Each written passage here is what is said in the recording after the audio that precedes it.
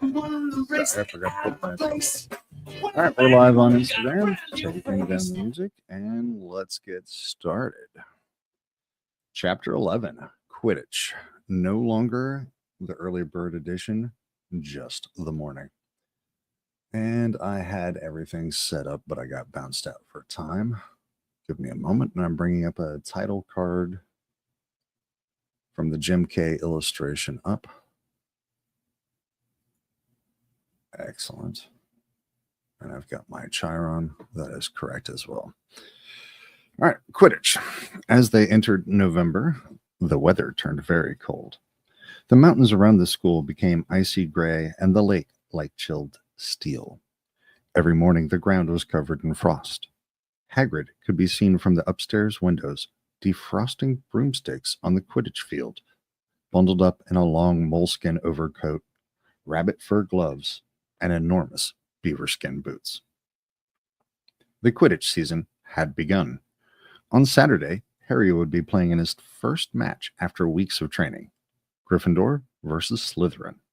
If Gryffindor won, they would move up into second place in the house championship. Hardly anyone had seen Harry play, because Wood had decided that, as their secret weapon, Harry should be kept, well, secret. But the news that he was playing Seeker had leaked out somehow, and Harry didn't know which was worse. People telling him he'd be brilliant, or people telling him they'd be running around underneath him holding a mattress. It was really lucky that Harry now had Hermione as a friend.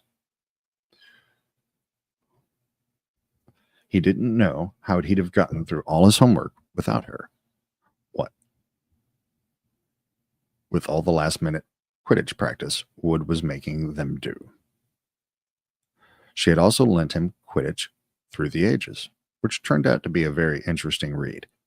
Harry learned that there were 700 ways of committing a Quidditch foul,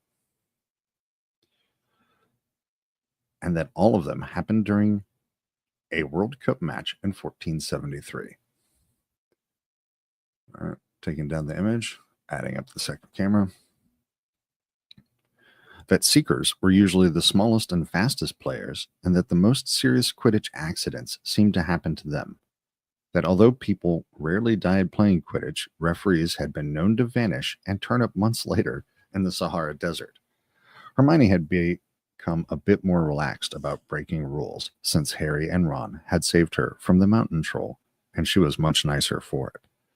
The day before Harry's first Quidditch match, the three of them were out in the freezing courtyard during break, and she had conjured them up a bright blue fire that could be carried around in a jam jar.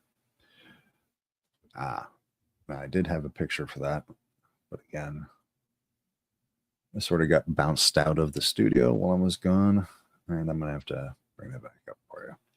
There we go, and there's Hermione and her jar.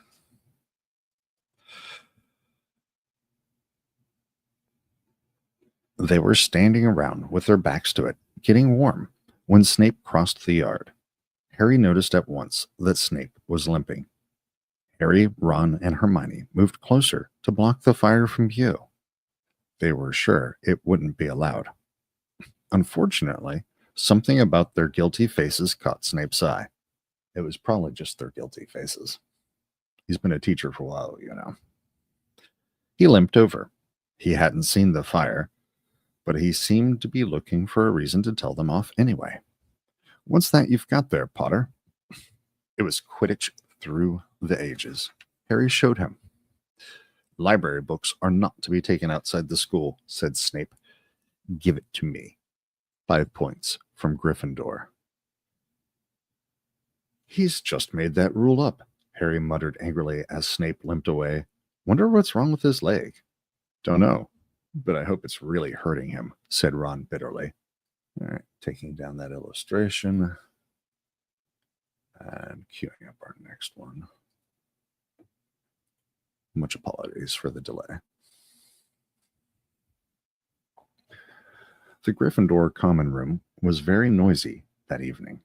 Harry, Ron, and Hermione sat together next to a window. Hermione No longer Granger, just Hermione. Hermione was checking Harry and Ron's charms homework for them. She would never let them copy. How will you learn?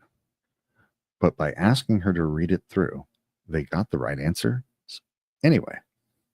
Harry felt restless. He wanted Quidditch Through the Ages back, to take his mind off his nerves about tomorrow. Why should he be afraid of Snape? Getting up, he told Ron and Hermione he was going to ask Snape if he could have it.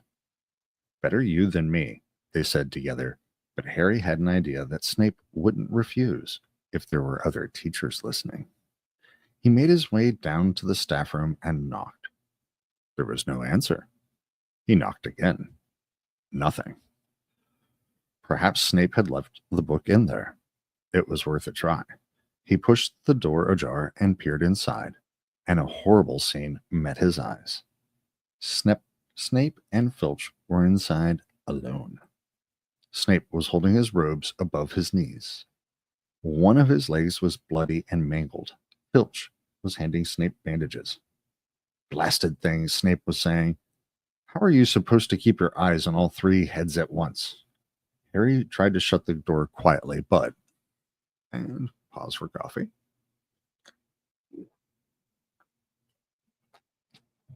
Thank you. Potter! Snape's face was twisted with fury as he dropped his robes quickly to hide his leg. Harry gulped. I just wondered if I could have my book back. Get out! Out! Harry left before Snape could take any more points from Gryffindor. He sprinted back upstairs. Did you get it? Ron asked as Harry joined them. What's the matter? In a low whisper, Harry told them what he'd seen. You know what this means, he finished breathlessly. He tried to get past the three-headed dog at Halloween. That's where he was going when we saw him. He's after whatever it's guarding. And I'd bet my broomstick he let that troll in to make a diversion. Hermione's eyes went wide. No, he wouldn't, she said. I know he's not very nice, but he wouldn't try and steal something Dumbledore was keeping safe. Honestly, Hermione, you think all teachers are saints or something? Snapped Ron. I'm with Harry. I wouldn't put anything past Snape. But what's he after? What's that dog guarding? Harry went to bed with his head buzzing and with the same question. Neville was snoring loudly, but Harry couldn't sleep. He tried to empty his mind. He needed to sleep. He had to. He had his first Quidditch match in a few hours. But the expression on Snape's face when Harry had seen his leg wasn't easy to forget. The next morning dawned very bright and cold. The great hall was full of the delicious smell of fried sausages and the cheerful chatter of everyone looking forward to a good Quidditch match. You've got to eat some breakfast. I don't want anything. Just a bit of toast, wheedled Hermione. I'm not hungry. Harry felt terrible. In an hour's time, he'd be walking onto the field. Harry, you need your strength, said Seamus Finnegan. Seekers are always the ones who get clobbered by the other team. Thanks, Seamus, said Harry, watching Seamus pile ketchup on his sausages.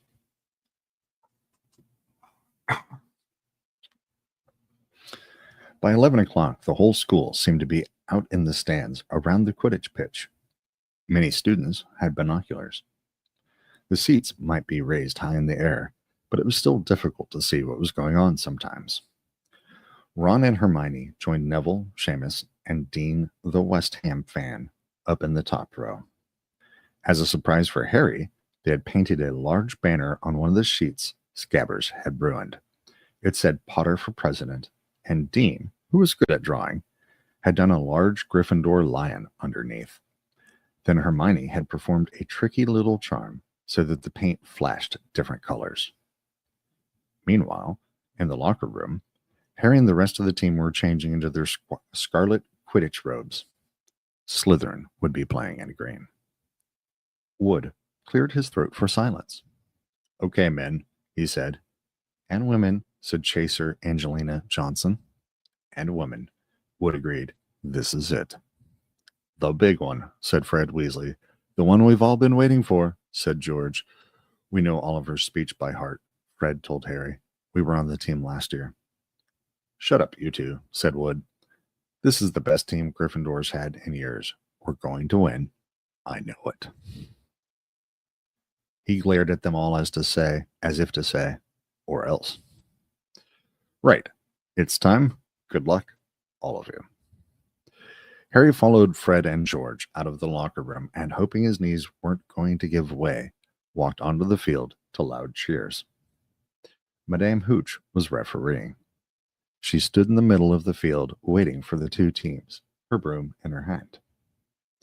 Now I want a nice fair game, all of you, she said once they were all gathered around her. Harry noticed that she seemed to be speaking particularly to the Slytherin captain, Marcus Flint, a sixth year. Harry thought Flint looked as if he had some troll blood in him. Out of the corner of his eye, he saw the fluttering banner high above, flashing Potter for president over the crowd. His heart skipped. He felt braver. Mount your brooms, please. Harry clambered onto his Nimbus 2000. Madame Hooch gave a loud blast on her silver whistle. 15 brooms rose up, high into the air. They were off. And the quaffle is taken immediately by Angelina Johnson of Gryffindor. What an excellent chaser that girl is. And rather attractive too. Jordan! Sorry, Professor. The Weasley's twins' friend, Lee Jordan, was doing the commentary for the match, closely watched by Professor McGonagall. And she's really belting along up there. A neat pass to Alicia Spinnet, a good find of Oliver Wood's last year only a reserve, back to Johnson, and no, the Slytherins have taken the quaffle. Slytherin Captain Marcus Flint gains the quaffle, and off he goes. Flint flying like an eagle up there. He's going to stop by an excellent move by Gryffindor. Keeper Wood and the Gryffindors take the quaffle. That's chaser Katie Bell of Gryffindor there. Nice dive around Flint. Off up the field, and ouch, that must have hurt. Hit in the back of the head by a bludger. Quaffle taken by the Slytherins, and that's Adrian Pusey speeding off towards the goalposts, but he's blocked by a second bludger. Sent his way by Fred or George Weasley, can't tell which. Nice play by the Gryffindor beater anyway, and Johnson back in possession of the quaffle. A clear field ahead, and off she goes. She's really flying. Dodges a speeding bludger. The goalposts are ahead. Come on now, Angelina. Keeper Bletchley dives, misses. Gryffindor scores! Gryffindor cheers filled the cold air with howls and moans from the Slytherins. Budge up there. Move along. Hagrid. Ron and Hermione squeezed together to give Hagrid enough space to join them. Been watching from me hut, said Hagrid, patting a large pair of binoculars around his neck.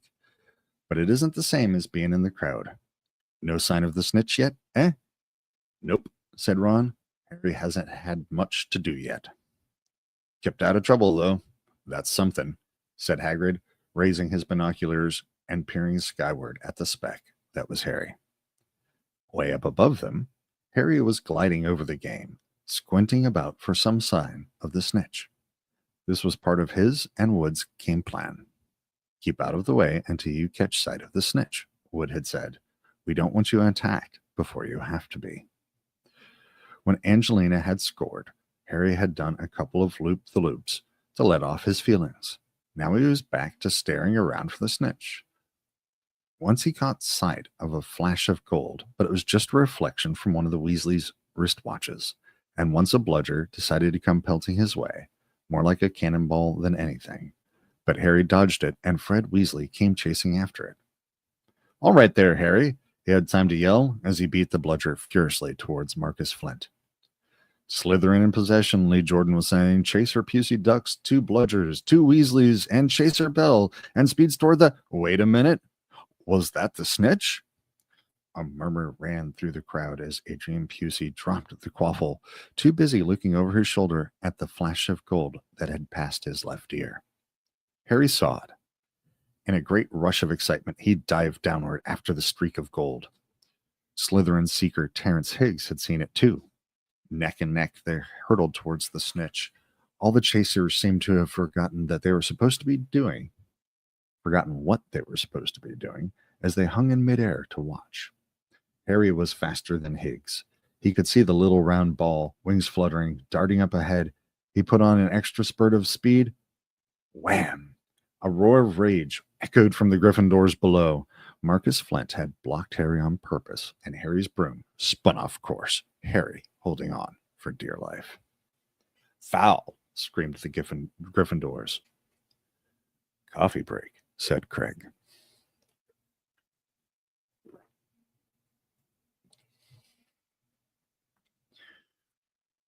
Madame Hooch spoke angrily to Flint, and then ordered a free shot at the goalposts for Gryffindor. But in all the confusion, of course, the golden snitch had disappeared from sight again. Down in the stands, Dean Thomas was yelling, "Send him off! Ref! Red card!" "What are you talking about, Dean?" said Ron. "Red card," said Dean fiercely. "In soccer, you get shown the red card and you're out of the game." "But this isn't soccer, Dean," Ron reminded him. Hagrid, however, was on Dean's side. "They ought to change the rules. Flint could have knocked Harry out of the air." Lee Jordan was finding it difficult not to take sides. "So, after that obvious and disgusting bit of cheating, Jordan," growled Professor McGonagall. "I mean, after that open and revolting foul. Jordan, I'm warning you." All right. Flint nearly kills the Gryffindor seeker, which could happen to anyone, I'm sure. So a penalty to Gryffindor taken by Spinnet, who puts it away, no trouble, and we continue playing Gryffindor, still in possession. It was as Harry dodged another bludger, which went spinning dangerously past his head, that it happened. His broom gave a sudden, frightening lurch. For a split second, he thought he was going to fall. He gripped the broom tightly with both his hands and knees. He'd never felt anything like that. It happened again. It was as though the broom were trying to buck him off. But Nimbus 2000s did not suddenly decide to buck their riders off. Harry had decided to turn back toward the Gryffindor goalposts. He had half a mind to ask Wood to call time out, and then he realized that his broom was completely out of his control. He couldn't turn it. He couldn't direct it at all. It was zigzagging through the air, and every now and then making violent, swishing movements that almost unseated him. Lee was still commentating. Slytherin in possession. Flint with the quaffle. Passes Spinnet. Passes Bell. Hit hard in the face by a bludger. Hope it broke his nose. Only joking, Professor. Slytherin score. Oh no. The Slytherins were cheering. No one seemed to have noticed that Harry's broom was behaving strangely. It was carrying him slowly higher, away from the game, jerking and twitching as it went. "Don't know what Harry thinks he's doing," Hagrid mumbled. He stared through his binoculars. "If I didn't know better, I'd say he lost control of his broom, but he can't have." Suddenly, people were pointing up at Harry all over the stands. His broom had started to roll over and over, with him only just managing to hold on. Then the whole crowd gasped. Harry's broom had given a wild jerk, and Harry swung off it. He was now dangling from it, holding on with only one hand. Did something happen to it when Flint blocked him? Seamus whispered. "Can't have," Hagrid said, his voice shaking. "Can't nothing interfere with a broomstick except powerful dark magic. No kid could do that to a Nimbus 2000. At these words, Hermione seized Hagrid's binoculars, but instead of looking up at Harry, she started looking frantically at the crowd. "What are you doing?" moaned Ron, gray-faced. "I knew it," Hermione gasped. "Snape, look." Ron grabbed the binoculars. Snape was in the middle of the stands opposite them. He had his eyes fixed on Harry and was muttering nonstop under his breath. "He's doing something. Jinxing the broom," said Hermione. "What should we do?" "Leave it to me." Before Ron could say another word, Hermione had disappeared. Ron turned the binoculars back on Harry. His broom was vibrating so hard it was almost impossible for him to hang on much longer. The whole crowd was on its feet, watching, terrified, as the Weasleys flew up to try and pull Harry safely onto one of their brooms. But it was no good. Every time they got near him, the broom would jump higher still. They dropped lower and circled beneath him, obviously hoping to catch him if he fell. Marcus Flint seized the quaffle and scored 5 times without anyone noticing. "Come on, Hermione," Ron muttered desperately. Hermione had fought her way across to the stand where Snape stood and was now racing along the row behind him. She didn't even stop to say sorry as she knocked Professor Quirrell headfirst into the row in front. Reaching Snape, she crouched down, pulled out her wand, and whispered a few well-chosen words. Bright blue flames shot from her wand onto the hem of Snape's robes. It took perhaps 30 seconds for Snape to realize that he was on fire. A sudden yelp told her she had done her job. Scooping the fire off him into a little jar in her pocket, she scrambled back along the row. Snape would never know what had happened. It was enough. Up in the air, Harry was suddenly able to clamber back onto his broom. "Neville, you can look," Ron said. Neville had been sobbing into Hagrid's jacket for the last 5 minutes. Harry was speeding toward the ground when the crowd saw him clap his hand to his mouth as though he was about to be sick. He hit the field on all fours, coughed, and something gold fell into his hand. "I've got the snitch," he shouted, waving it above his head, and the game ended in complete confusion. He didn't catch it. He nearly swallowed it. Flint was still howling 20 minutes later, but it made no difference. Harry hadn't broken any rules, and Lee Jordan was still happily shouting the results. Gryffindor had won by 170 points to 60. Harry heard none of this, though. He was being made a cup of strong tea back at Hagrid's hut with Ron and Hermione. "It was Snape," Ron was explaining. "Hermione and I saw him. He was cursing your broomstick, muttering. He wouldn't take his eyes off you." "Rubbish," said Hagrid, who hadn't heard a word of what had gone on next to him in the stands. Why would Snape do something like that? Harry, Ron, and Hermione looked at one another, wondering what to tell him. Harry decided on the truth. "I found out something about him," he told Hagrid. "He tried to get past that 3-headed dog on Halloween. It bit him. We think he was trying to steal whatever it's guarding." Hagrid dropped the teapot. "How do you know about Fluffy?" he said. "Fluffy? Yeah, he's mine. Bought him off a Greek chappie I met in the pub last year. I lent him to Dumbledore to guard the—" "Yes," said Harry eagerly. "Now, don't ask me any more," said Hagrid gruffly. "That's top secret, that is." "But Snape's trying to steal it." "Rubbish," said Hagrid again. "Snape's a Hogwarts teacher. He'd do nothing of the sort." "So why did he just try and kill Harry?" cried Hermione. The afternoon's events certainly seemed to have changed her mind about Snape. "I know a jinx when I see one, Hagrid. I've read all about them." "You've got to keep eye contact, and Snape wasn't blinking at all. I saw him." "I'm telling you, you're wrong," said Hagrid hotly. "I don't know why Harry's broom acted like that, but Snape wouldn't try and kill a student. Now, listen to me, all 3 of you. You're meddling in things that don't concern you. It's dangerous." Oh, and I almost forgot my picture in Hagrid's hut here. And that's from the Minalama illustration. Let me bring up that Sharon. Excellent. "I'm telling you, you're wrong," said Hagrid hotly. "I don't know why Harry's broom acted like that, but Snape wouldn't try and kill a student. Now, listen to me, all 3 of you. You're meddling in things that don't concern you. It's dangerous. You forget that dog, and you forget what it's guarding. That's between Professor Dumbledore and Nicholas Flamel." "Aha," said Harry. So there's someone called Nicholas Flamel involved, is there?